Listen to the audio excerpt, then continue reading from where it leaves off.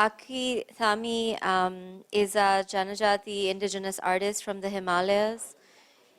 Okay, I'm reading this now, so I think we're gonna have to be quiet, sit down or leave. Sorry. She lives and works in Bombay. Aki uses social exchanges and develops safe spaces to position art as a medium of healing in community.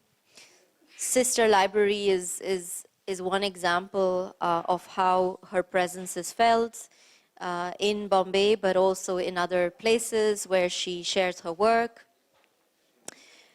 Her interdisciplinary practice ranges from ceremonial interventions, performances, drawings, zine making, fly posting, and public interventions that are brought together through various forms of engagement and collective involvement. Most of her work is self-funded and realized in collaboration. She's going to be sitting from there diagonally opposite to me and sharing also not only images but also videos, and so that's more comfortable for her.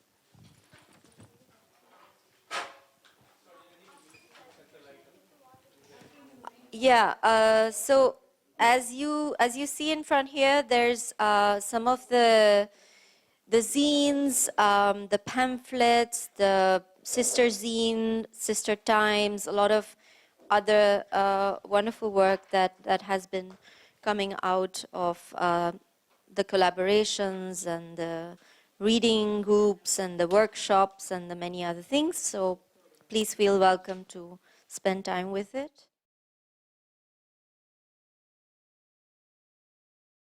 Hello everyone, Seva, thank you.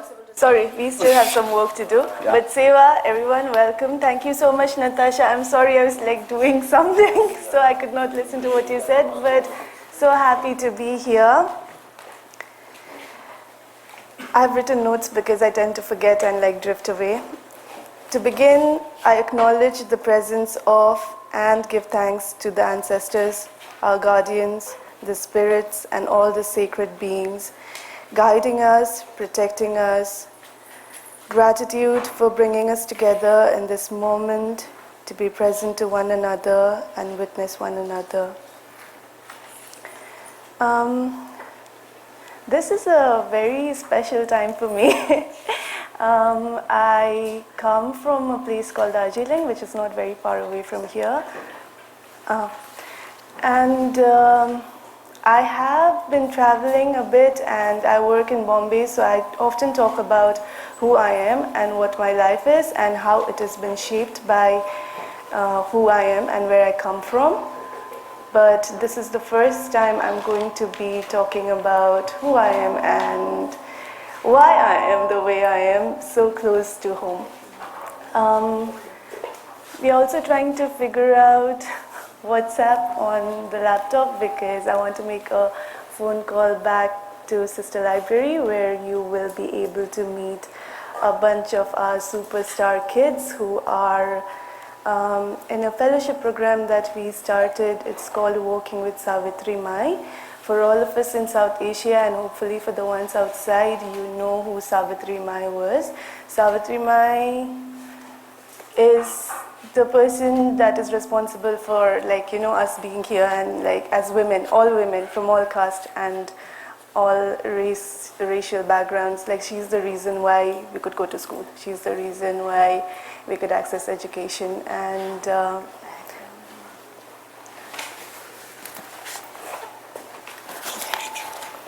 just 1 second, sorry.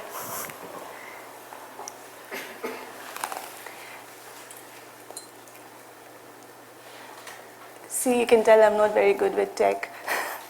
Yeah, so we started a fellowship program when we started the library, and you'll probably be able to see the children who are in the library today, and I really wanted to make this video call because they are there and it's exciting to show them where I am, and maybe you'll get to see the library as well. Which one? Ah, great. Okay. Should I try calling? No, just 1 second. Okay, I'll call them now that I know that it's going to work. I'm going to call them, but Yeah, where's my presentation? Right here. I'm sorry, I'm so bad with these things, you guys. Okay. Okay. All right, thank you, Joshua. Okay, I hope everything is going to go smooth now. All right, you can read about me there, but I present myself as Aki, the granddaughter of matriarchs Goma Thami and Mala Chamling. I am a member of the Himalayan Kirati community, and I live and work in Bombay. I work within a framework of multidisciplinary practice inspired by participant involvement with themes of being, doing, and imagining together. So in my work, I do a lot of DIY. My printing and zine making practice comes from DIY, but also performances, site-specific performances, and performances in public places. I like working in public, like street spaces, and I also think about doing together a lot and try to build spaces where we can come together and do things together. But what I've not mentioned here is that I also have a very conscious practice of don't do it, which is non-participatory, not participating in certain structures, and it's a conscious choice, but also a choice towards self-preservation of sorts. So this is a picture from Bombay Underground, Bombay Zine Fest. I think this was the third year, and then you can see Himanshu here. If you read in the last slide, you saw that we run Bombay Underground and Dharavi Art Room together, and Himanshu is this amazing, really great human being and a friend, and we've been publishing together, doing all sorts of illegal acts, and Bombay Zine Fest happens to be one of those things, and we started 6 years back. This year we had the 6th Bombay Zine Fest. All Bombay Zine Fest has been independently done. We have no sponsors, we have no monies coming in from anywhere, and I think that is what makes it so great. When we started 6 years back, there were no zine makers to table in the Zine Fest. So what we did is we collected parchas and publications from small presses and presses that made works in Marathi and other Indian languages. And we also have friends all across the world, zinesters, and we collected zines and then we showed it to the larger public. We have been making zines and prints and publications before that as well, but then we thought maybe it's time for us to do a proper festival. And then so we did it, and yeah, what was I going to say? Yeah, the next year on we had tablers from India. So tablers as in zine makers who had their own table to show their works and exchange and talk about their works with people who are interested in printmaking and zine making and this entire DIY culture. And then every year it has been growing and growing and growing, and every year we make sure that there are at least 10 new zine makers who get to table, just to sort of diversify the scene as well. But yeah, apart from Bombay Zine Fest, we do a lot of other things. One of the things that we do is, okay, I prefer this, but is this not working at all? It's fine. Now it is. Okay. It's echoey. No, it's okay.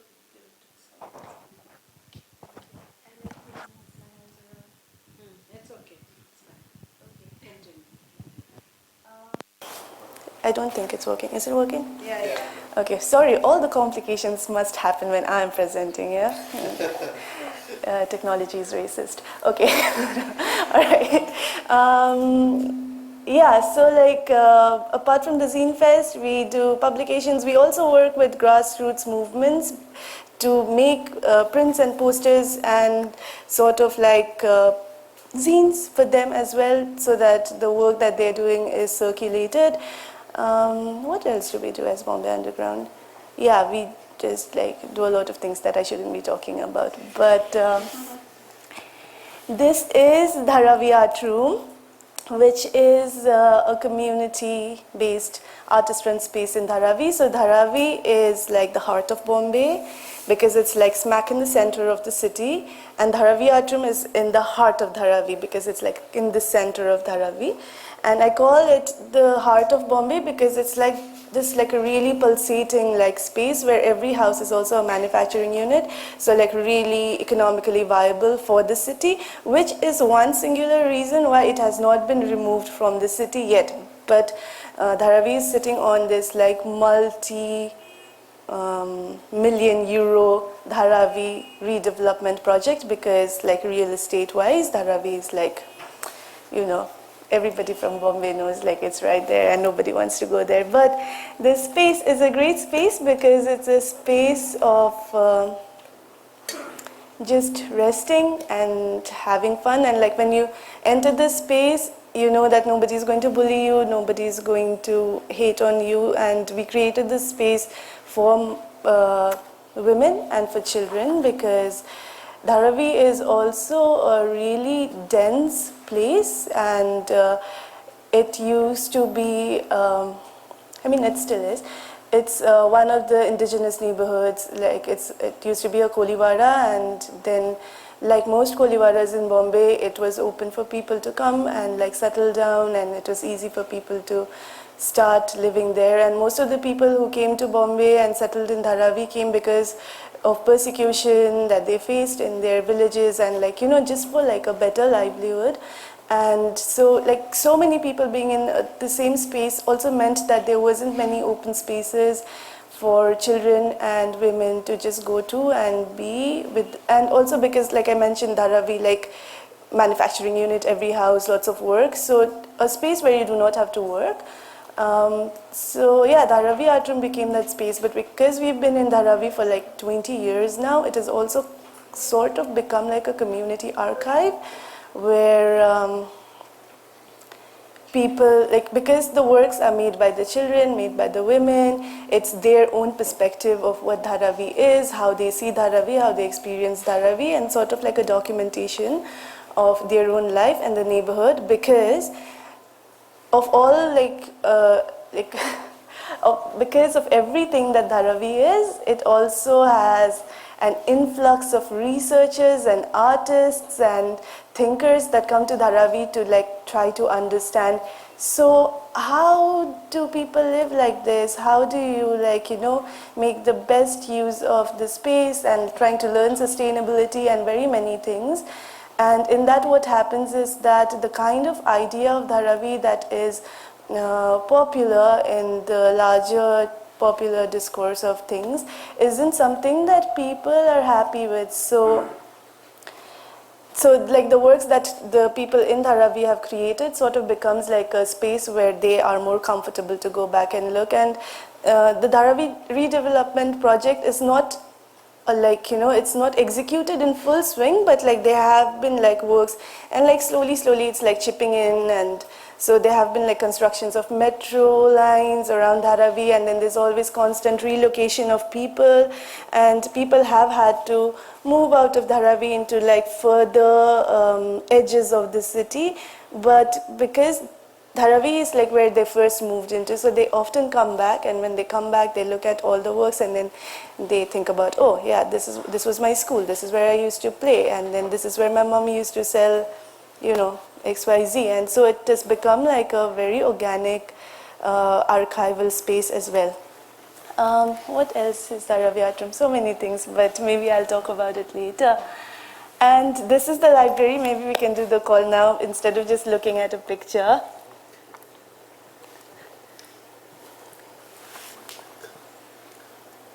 I'm so excited to do this call.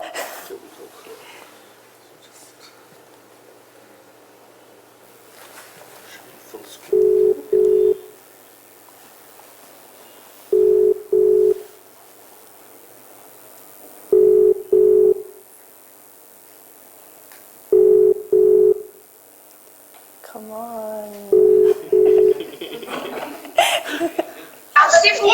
Hello, beta. कैसे hello हो? दीदी, This is ठीक है दीदी, आप कैसे हैं? मैं ठीक हूँ बेटा। बेटा 1 मिनट में आपके साथ बात करूंगी और मैं सबके साथ भी बात करूंगी, ठीक है? ये this is Rajkumar, he goes to JJ school of art, he is one of our first kids from Dharavi to go to university. सब लोगों को दिखाओ, हाय बोलना है बेटा। आप कैसे हो?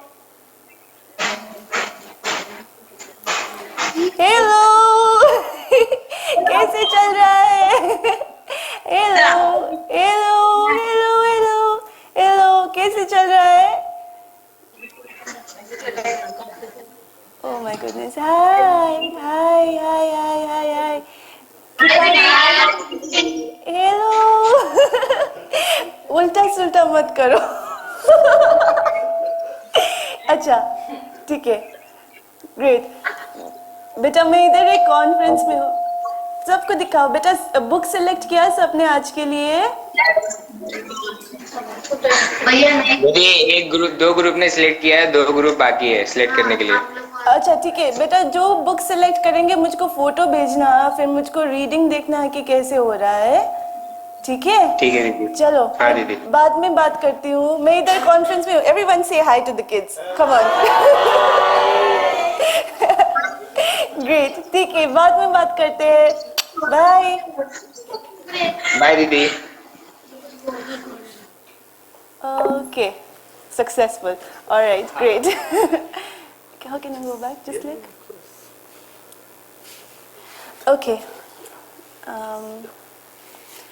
Yeah, so every week, like the kids from the fellowship program come to the library, and then they're given, they choose a book that they want to read, and then they take the book back to the art room. Most of the kids who are in the fellowship program come from Dharavi. Oh, I'll tell you what the fellowship program is. So we cover their school and college, like school through college, and then we work with their parents, like sort of to convince them that they do not have to get their daughters married, and they do not have to, like, you know, quit school to work at home, because we are going to cover their school and college expenses. But like once they grow up, there's also an expectation that they start earning for the family, so we also have to almost in a way sort of like buy their time by giving them a stipend which equals to the salaries that they might get working in a factory, or like a paper making unit, or like an embroidery, or like all this of this fast fashion like enterprises.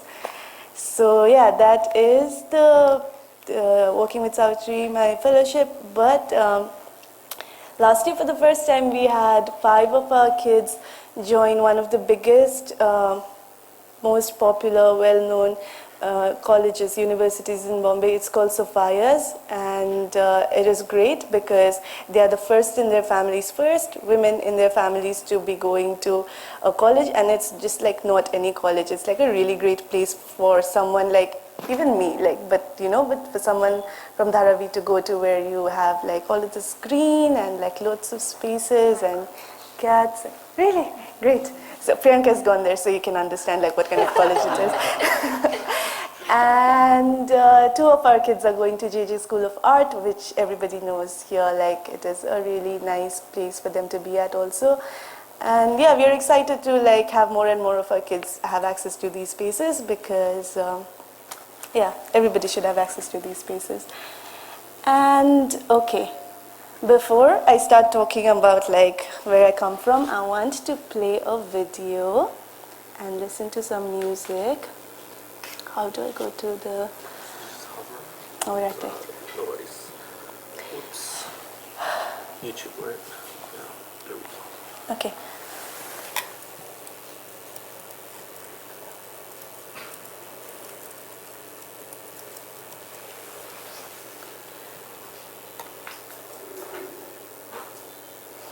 So, a few, I think just about over a month back, a really dear friend of mine, a friend of ours, okay.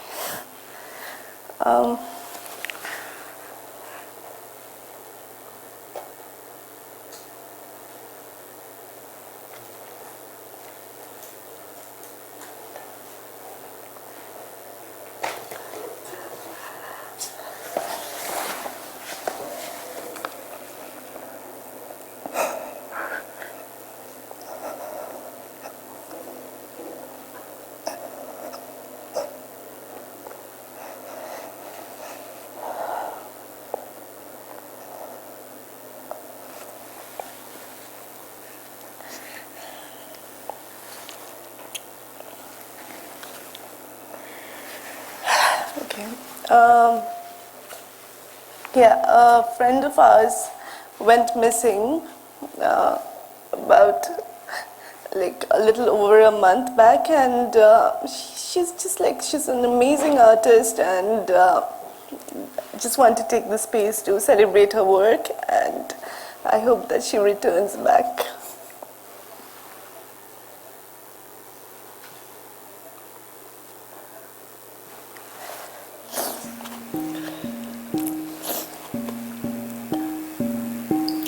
I ventured hungry into the world, 7 pairs of ears unfurled, double steps and sudden twirls. Must have seemed a strange creature, looks as if nothing can reach her, but the lost song, ancient song.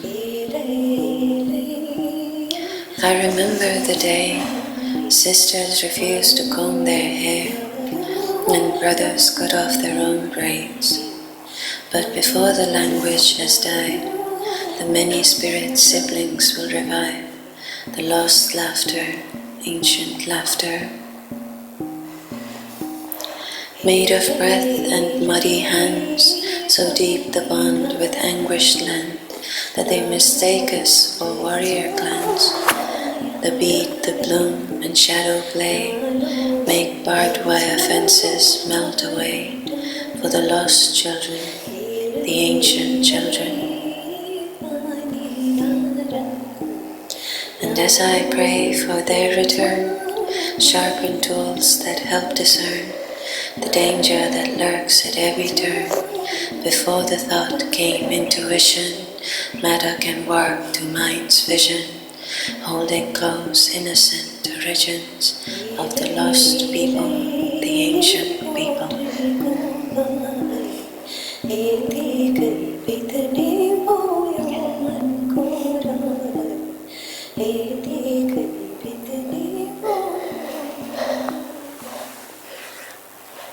Get some tissues.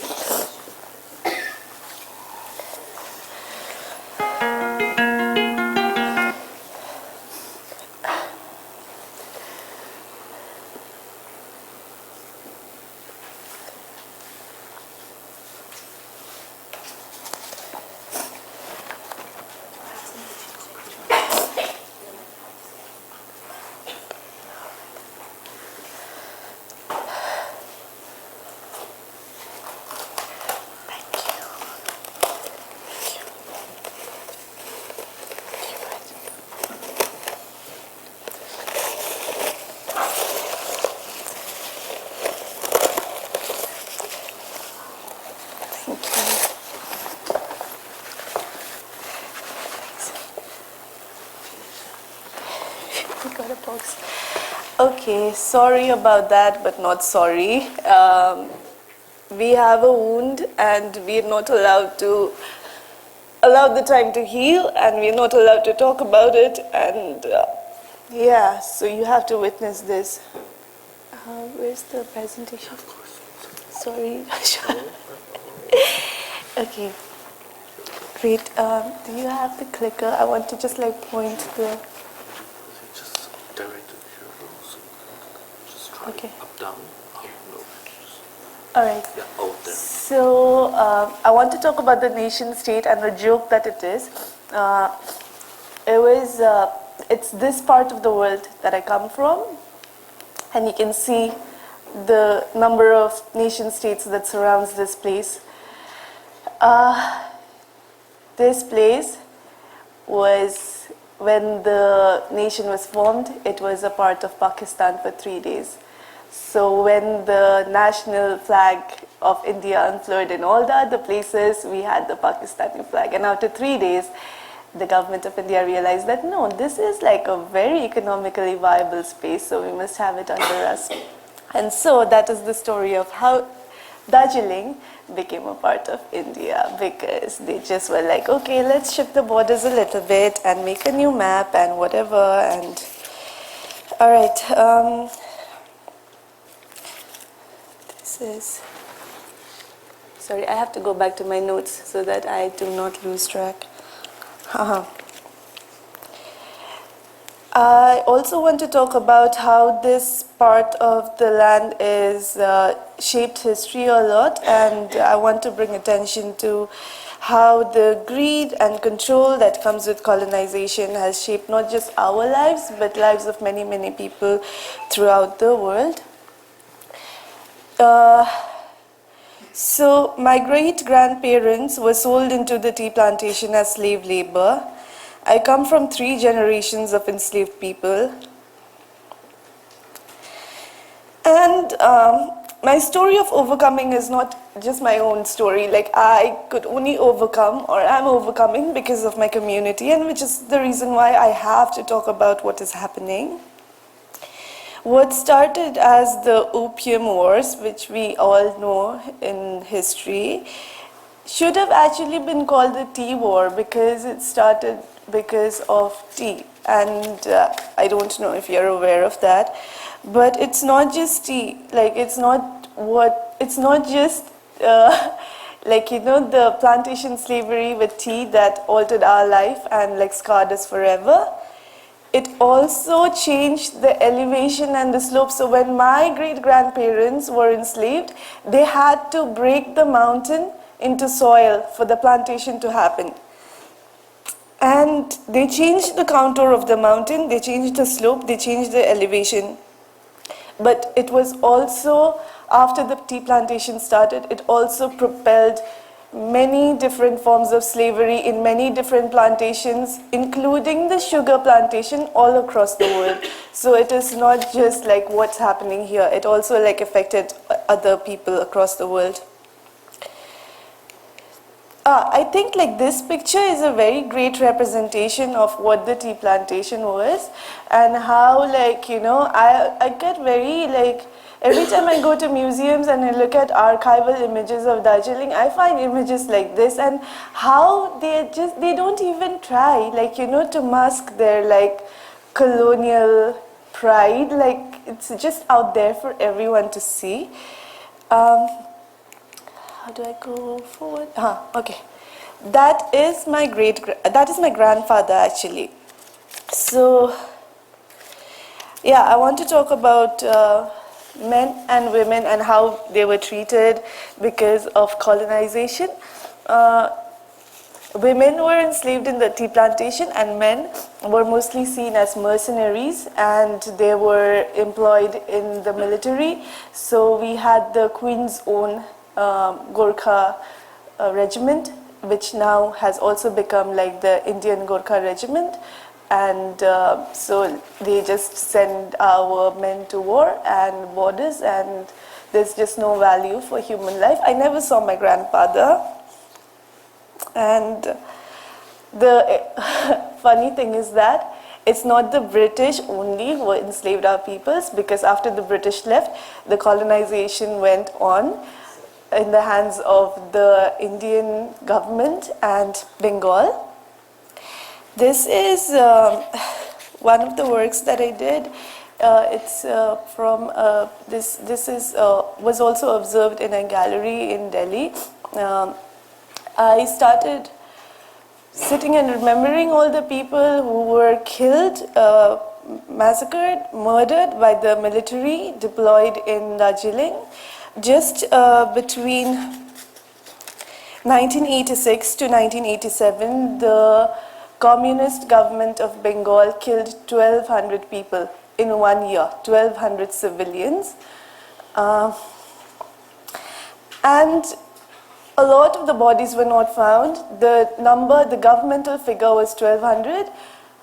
And there is like, if that's the official count, we all know like how official counts are. There were also like many people who were just lost, and yeah, we could never tell like where they are. So I think it was 2 years back when I started this practice of remembering and recalling. This work is called Ceremony to Be a Witness, and just that space to like, you know, recognize their life and just honor that they were here, and then also allow for us to experience their presence in this space. It was observed in the gallery, but like my practice was remembering an elder every day, a family member, a friend who was taken from us. This is my mother. Oh, I also want to talk about, it's not just the communist government. Under Mamata Banerjee, in 2017, when Bengali language was enforced on our people, people were killed again. Every few years we have the military deployed, and there was a total shutdown of internet, phone lines and electricity, along with roads and airways and every other means. The only way to communicate to people would be via military satellite phone. And so when you talk about impunity, like, 100 days, over 100 days of total shutdown, food had become a major crisis. I couldn't tell if my parents had eaten or not, like what is happening. And then I was in Montreal doing a residency, and 30 military men took over my house because my parents are activists, and they broke down our house because they wanted to arrest my parents. It could mean anything. And so they disappeared. Like, I couldn't know, like I couldn't trace them, nobody knew, the phones were not accessible. I just knew that, okay, the house is gone. And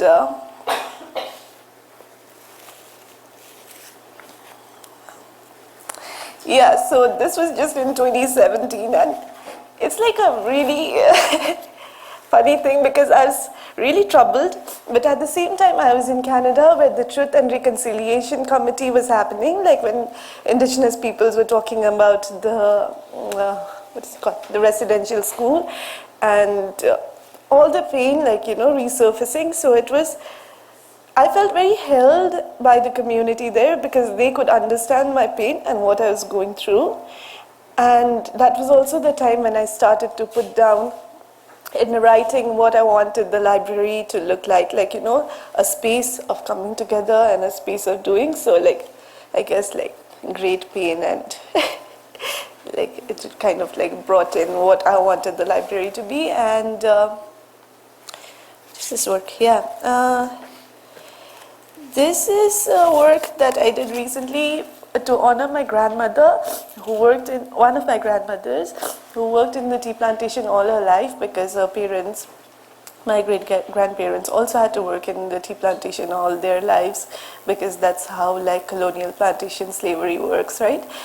So, yeah, this, I don't know how, like, in all of my travels, I only buy second-hand clothes. So every time I'd go to, like, a thrift shop or a second-hand market, I would gravitate towards buying these, like, really nice, like, colonial teacups and saucers and, teapots and things around tea. And when my grandmother, she passed into another realm in November last year, I just felt like this need of, undoing, like, all the, like, the hate that she might have gone through all this life, and just, I wanted to destruct the idea of, like, beauty that these objects hold. And so that is the thing, that is my grandmother's tea basket. Those are her tools that she used in the garden every day. And so, yeah, I offered a tea party where I invited everyone and filled all these, like, the cups with tea, and then I broke all the cups and invited people to come. And so, like, after the performance, after the ceremony, I invited people to come and build new works, new sculptures from the broken pieces of the, like, non-tea wares, and build a small shrine for my grandmother to recognize the work that she did and just undo all of that, like the implicit violence in that. So, this is why I have to talk about who I am and where I come from and why I work the way I work. Because, like, in all of this I forget to mention that I left home when I was 15, and it was not like out of willingness and choice. Like, I don't come from, like, a like, I don't come from wealth. There are also people in Darjeeling and like, in other parts of the northeastern states who have wealth and then they travel because they have made the choice to travel. I had to leave because it was a matter of like safety, and my parents were like, no, we have just 2 girls, you have to go out. And I practically like brought myself up, and then there's always this feeling of like being displaced and like longing to like be in community. And in my practice over the years, I have like thought so much about like how working towards, and also like this push towards like, oh, you can go to your therapist and like work on your own healing and strengthen yourself and then go out there and face the world. It does not really work because like, the world is broken, and like, it's not going to work for someone like me. And so this longing, this desire to be in community, to doing things together, to creating spaces that nurture us and sustain us, and we take care of each other. We don't have lots, and in a way, we're not even looking for lots. We just want to have our spaces so that we can just be.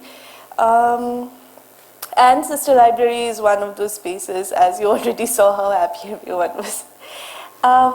So in 2017, I'm sorry, my notes are all over because I started crying, but yeah, in 2017, I wrote down a proposal of what I wanted the library to be, and in that I was also thinking about like everything about libraries. And I have been very fortunate, even though like I had to leave home at 15, I had to take care of myself, I had to do like my own high school, then I had to take myself to college, and I had to do my own admission, but it also gave me like lots of opportunity to choose and understand what I wanted to do. And slowly over the years, like up until my doctoral studies now, like it has all been like things that I wanted to do because I wanted to do it, not because like, the market is influencing me or like for other factors. So because I have been like partly in academia but also outside, and also as a person who is always going to be outside, I think about libraries a lot and how the design of the space and the rules around the space and all of these specifications around libraries are not very conducive to learning for someone like me. I'm sorry, am I running out of time? Okay, I'll quickly finish. Yeah, so that's how like I designed Sister Library. That's how it looks very different from what a regular normal library would look. I only have pictures now to show. These are some of the works, and this is just like girls having fun outside library. This is from a permanent installation at the Goethe Institute in Dhaka. We travel a lot with the library, and we have a press. And then you have some of the stuff from the press here. We also have open access at the press, and this is Sister Press. We try to make it as sensitive to the environment as possible because we are living in a climate emergency. So we use risograph, and everything made in risograph can be composted. That is our press. Those are some of our centerfold posters that you can find in every newspaper that we publish. This is from an event. And look, we have a superstar who's come to our event. So it's like, everyone comes. Like, it's not just like kids from Dharavi, like everyone from Mandra and everywhere. They come to the library. We have a radio. Everyone listen to the radio, please. It's available on all streaming platforms. And yes, this picture is from our travels to the Northeast, which is also supported by Experimenta. This picture is from Kohima, and that is inside the library. Okay, this is more pictures of the library. When Bell Hooks passed away last year, we made this poster. It is in Hackney? No, it is in Peckham. We made this picture in Peckham, the poster in Peckham. That's it. I'm done.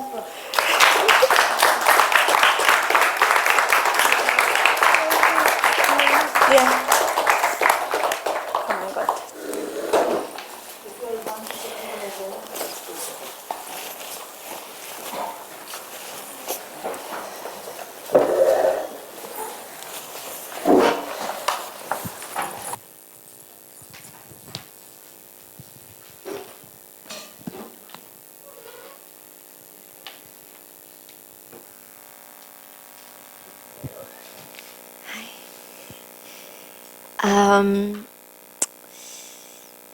Thank you for bringing yourself and members and users of the library to us today into Experimenter. Um, we just recently got to know each other, and I was really struck, firstly, even just by the notion of sisterhood as it is active in your practice. And so this whole way in which Sister Times and Sister Press and all these and Sister Library being sort of these different portals and spaces of inhabitation of really also contesting a certain notion of relatedness and promoting and propagating other understandings of sisterhood made me very grateful for what you do, and also to sort of think back to just what it means to produce writing together as women. And there's so many legacies of women producing writing as sisters and in sisterhood. And so before coming to the library, I just thought of like the struggle of writing and what it means for women to take up the task of writing. And just wanted to read this a short passage, is when we invited Sister Library into Columboscope. There was this reading room that was called Reading in Tongues, that was dedicated to Gloria Anzaldua's letter to Third World women. And so just to read shortly from that,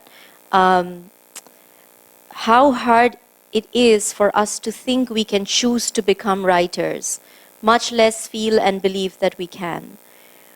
What have we to contribute, to give? Our own expectations condition us.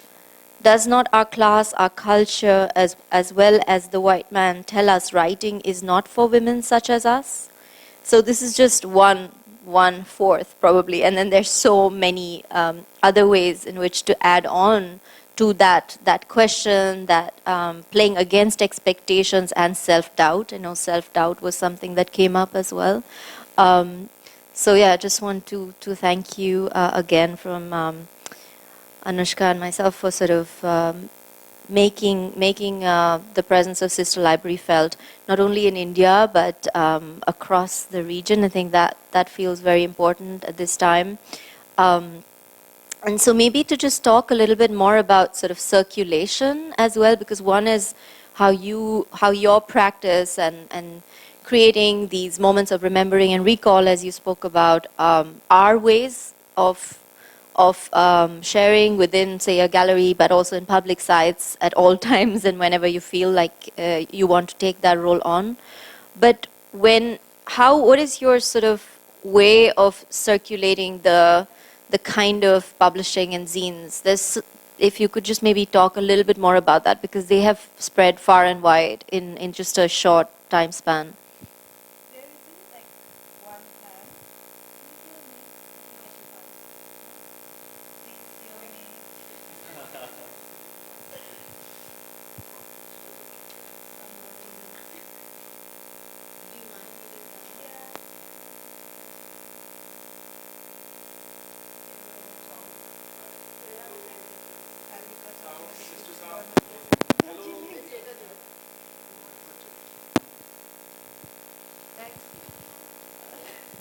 Not working. Okay.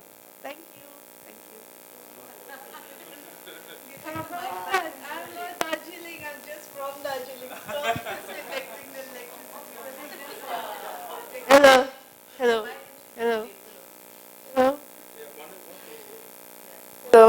Yeah. Hello. Okay. I get two. I'll take this off. Hello. Yeah, so I don't have like one plan, and I also feel like when I make something, it gets its own life, and like it becomes like sort of like a sentient being, and it just like goes wherever it wants to go, and it goes to people who appreciate it, but also sometimes, many times also people who hate the content, and they're just like this should not exist. But yeah, and I think like, I mean, as difficult as it gets, I think like that is also important, and that is why we make what we make, right? So that people who are like us, of course, it's not working. It's working. Okay. Alright, please, if it's not working, Vidhi, please tell me. Okay, I'll just look at you. So, it's also for people who may not think like us.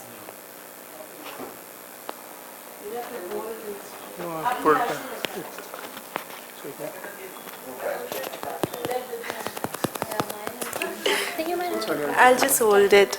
Yeah. Is this better? Okay. So we also make things not for people who are just like us, for people, but also for people who may not have access to all of these things, and then like, you know, they only have like one way of thinking about things, and then like this presents them like a whole different idea of what women are and how they feel, and you know what we have to say about certain legal frameworks and everything about women's health. And yeah, so it's for everyone. And how do I go about like dispersing it? Mostly it goes back, the reason that our publication Sister Times especially is multilingual, so it's like it is English but also Gujarati, Tamil, Hindi, Telugu, Marathi, Urdu. It's a mix of different languages spoken in the communities that have held me in Bombay and, you know, enabled me to do my work that I do in Bombay. So the material goes back to the community. Sometimes the women who come to the library take a bunch of works and they are like, oh, I want to give this to like, you know, women in my family, and that's how it goes everywhere. For people outside, it's mostly through word of mouth because I'm not very popular in the art scene and there are no collectors who have bought my works yet. Collectors, are you listening? Okay. No, but I'm not popular, so it's mostly through word of mouth. People talk about it or have seen it. You probably had seen it somewhere and then like you talk about it and then it goes around everywhere. And the other way is that people who have waited for something like this to happen, like a lot of times people who come to Sister Library, because it is apparently like the first community-run, community-owned, totally independent feminist library, and you know, so people are excited to come to the space. We've had like pre-pandemic, we had people from Chhattisgarh who had saved up money to come to the library and spend a week in the library, just like, you know, looking at works and minding the space. We have had people from Argentina who traveled all the way. So it's also an exciting space sort of for people to come. And then so for people who are excited by this work, they're already excited, they take it around. They also kind of make systems, I don't want to call it systems, what do I call it?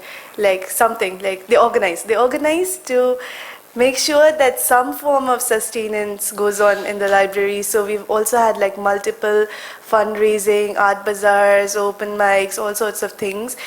Done by like women and sisters all across the world. So we've had like something in Berlin, something in Toronto, something in Montreal. Where else? We've had like events all across India. And sometimes these women have never even come to the library, but the fact that this space exists, and you know, they get excited, and that's how. It's all organic, no plan. Could you talk a little bit as well about some of the kinds of fly posting and poster making that have taken place in Kathmandu, for instance, with the project there? What are also some of the scenarios that perhaps are intimidating while sort of taking that kind of step in a city like Bombay as well? Yeah.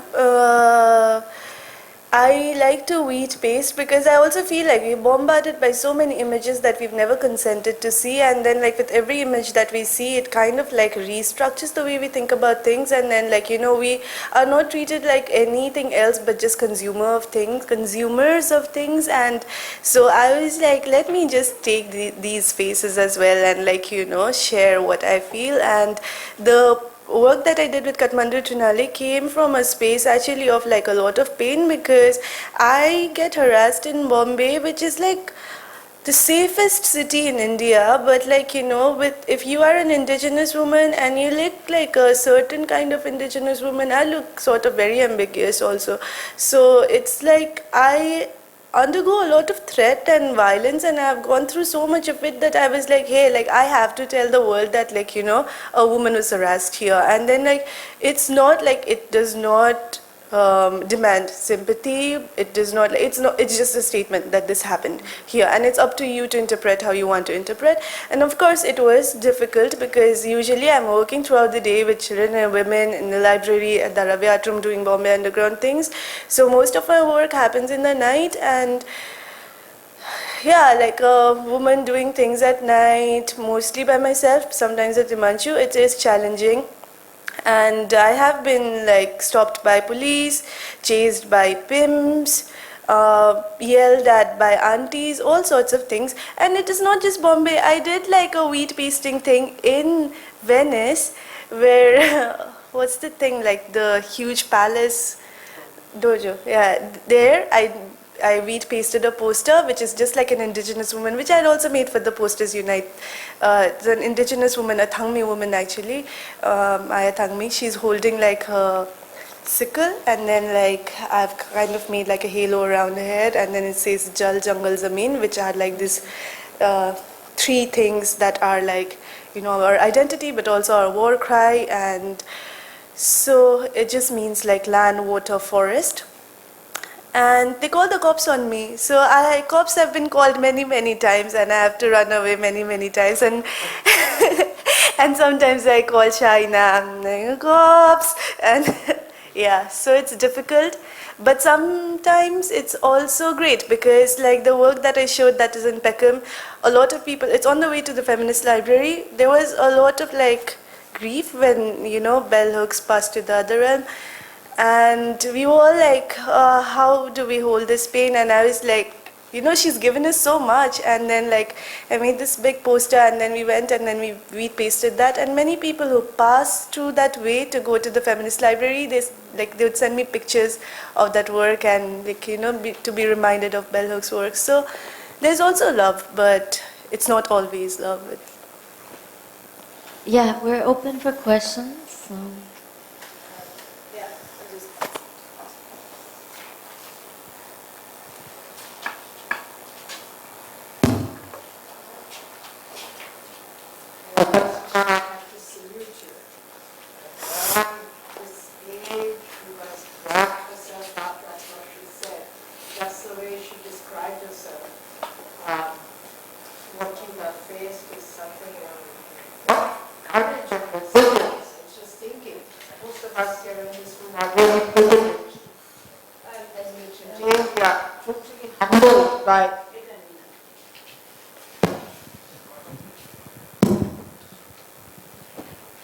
Humbled by listening to the way you have confronted the things you faced, your experiences. Now, what I would like to know a little about is, the fractured identities that you had to contend with. And not just because you are from Darjeeling, that's one thing, the racial identity. But also, 3 days, the Pakistan flag, and then the Indian state comes. And then this uneasy relationship with not just the Indian state. I'm much more, the state is something you can deal with. But it's the people, the mainstream community, and how you had to contend with all these. And are there any memories of what your parents told you about the kind of treatment they may have had to face, not just from representatives of the state, but from mainstream society? Yeah. That is what I would like you to. Yeah, well, every day is kind of like a problem where you have to like prove your identity, that you are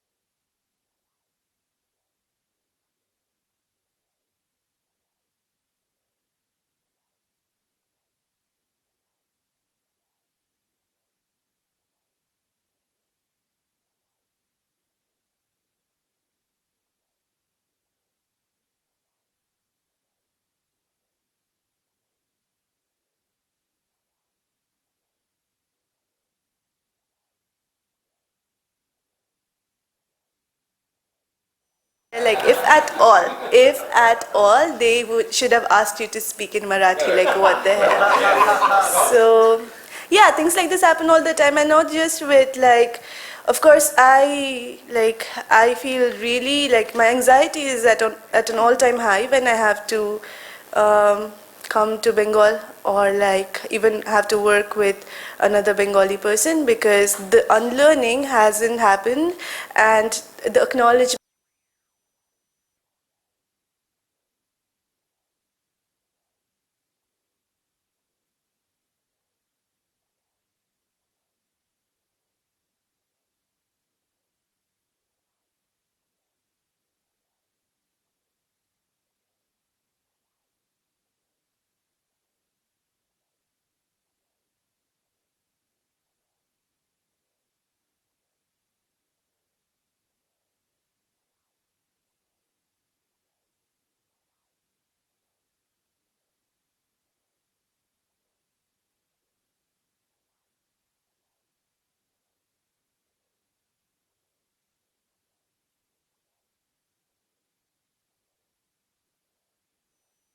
We have the tea and we have tourism, and we've always had it, and the history of tea is really like terrible. So now every few years, like not even every few years, every day people demand separation from Bengal.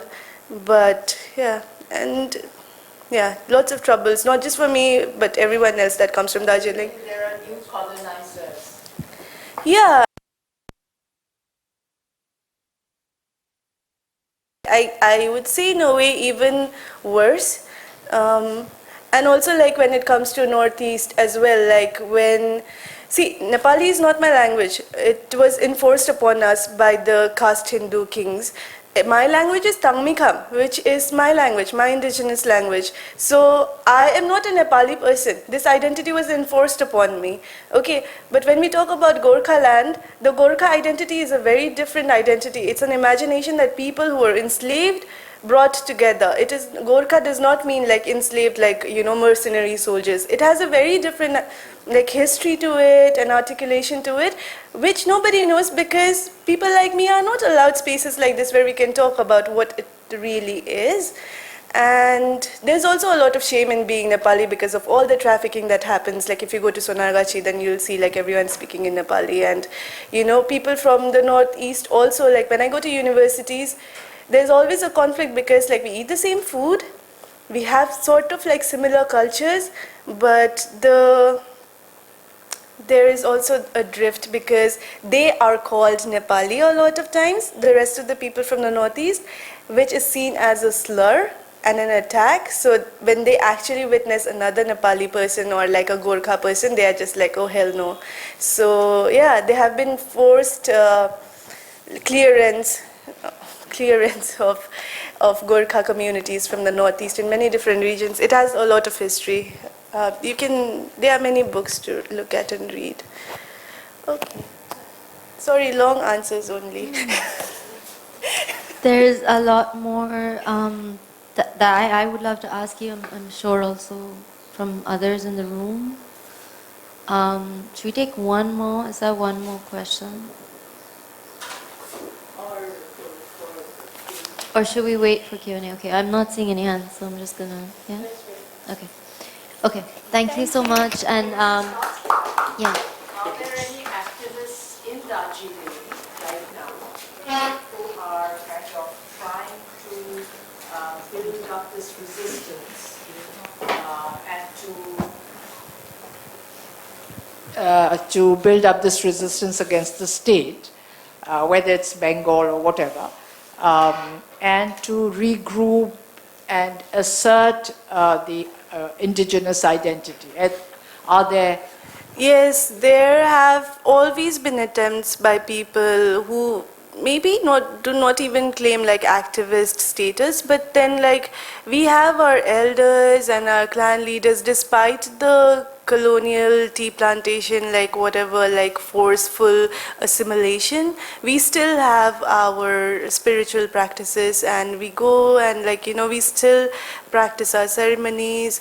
But there is also a very forceful Hindu integration, and, you know, this claiming of indigenous peoples as Hindus, because oh, there's so much of like Arya history, like, you know, how Shiva was like supposedly a Kirati person, and anyway, but also there's been like Christianity, there's been Islam, there has been Buddhism.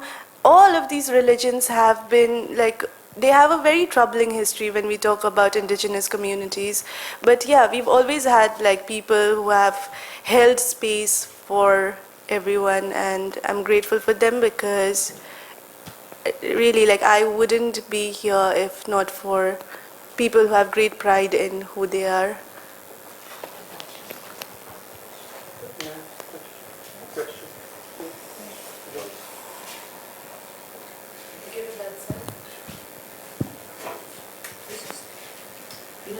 This is just to touch on the example you gave about what your experience in the passport office, and to tie it up to a question that was asked from here and what Andrew spoke, that a lot of things get brushed by another culture when you encounter it, a behavior of somebody. And the term that I heard way back 3 decades ago in England, that it is cultural. It happened very innocently when I was working in the NHS, when the Indian doctors, there was a complaint about them that they were too familiar with the English patients. And there was one English consultant who had, his parents grew up in India, so he was familiar with India. He used to visit India a lot.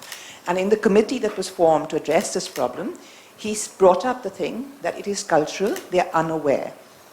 Now, that may have been true at that particular case, but I see it over the decades then become a refuge for a lot of people, saying it's cultural, excuse it. And it's usually a male person in a position of authority. And I've come up against it in work, and so I know exactly what you're going through, because you're going through many more layers than we as just women in the workplace are going through it.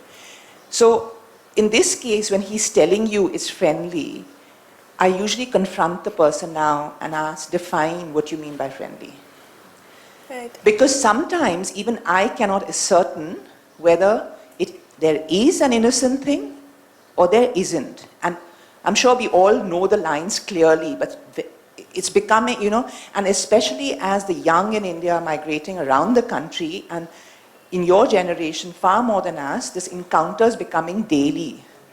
We didn't have that much. We were still in the 70s and 80s when we grew up. We were still, even though Bombay was cosmopolitan and we had it, it wasn't this kind of encounter. We all encountered it in school, but in terms of religion. What is the encounter now in the young in India is of ethnicity coming very clearly up, and the questions are being asked. And I think that it's only dialogue, like you taking it up with others, asserting that, but then, and you know, it's a very nice, I mean, it's like the Maratha Prize saying that no, but it's also the questioning of the Bihari superior officer telling you it's friendly. And I think we have to go back and say that what is define friendly? Right. You know, and it's something that even when he spoke about, the question that came from you, I thought two very good questions, is that if resources are, like if the elders who somebody forgot to ask them to come, that's also etiquette. Why do you forget about, you wouldn't forget about a famous artist, a famous white artist to call them because you want them there. How do you forget that so late in a program that there is this funding for that? And the second question, if resources are tight, who's taking the decision that we want the greater pull of this artist to come rather than go through calling an elder from a minority, from a indigenous community where we have the incurrence of 2 more people to pay for. So these are still areas that I think are opening up now as the encounters become more frequent and more apparent. And you know, I think people like you working in this space, I know Himanshu, I know what Arabi Art Room does, and I think it's just to commend you for the stamina that all these years you'll have stayed there. My father had a clinic in Dharavi in the late 60s and 70s, so I know Dharavi from those days. And it's no longer that the slum it was when I was there. It's now community. It's like almost a township. And there are several layers of still the slums in India which are in the Dharavi state now, but still exist in Bombay, which are far worse. But for Dharavi Art Room, I'd just commend you on the stamina, because I haven't seen any other art initiative like this in those circumstances stay through these decades. Thank you.